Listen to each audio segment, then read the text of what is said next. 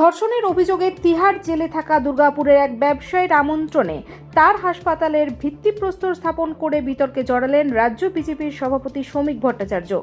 হিরণময় দাস নামে ওই ব্যবসায়ীর আমন্ত্রণে বৃহস্পতিবার সকালে দুর্গাপুরে মুচিপাড়া এলাকায় আসেন শ্রমিক ভট্টাচার্য। তার সাথে ছিলেন বিজেপি সাংসদ সৌমিত্র খাঁ, বিধায়ক লক্ষণ ঘড়ুই সহ অন্যান্য নেতারা। অভিযোগ, 2022 সালে দিল্লিতে এক মহিলাকে ধর্ষণের অভিযোগে তিহার জেলে যান হিরণময়। প্রায় 3 মাস তিহার জেলে ছিলেন হিরণময়। তার বিরুদ্ধে জলা জমি ভরাট করার অভিযোগ আছে। গত কয়েক মাস আগে বিজেপিতে যোগ দেন হিরণময়। ধর্ষণের অভিযোগে তিহার জেলে থাকা এক ব্যবসায়ী কি এখন বিজেপির সম্পদ? শ্রমিক ভট্টাচার্য বলেন, যার বিরুদ্ধে অভিযোগ তিনি এর উত্তর দেবেন। দেশে আইনের শাসন আছে।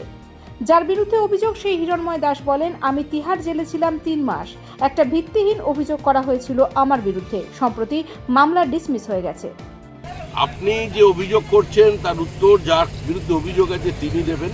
দেশে আইনের শাসন চলেছে, আইন আছে। আপনার অভিযোগের পরিবর্তে আপনি একটা থানায় গিয়ে মামলা করেছেন।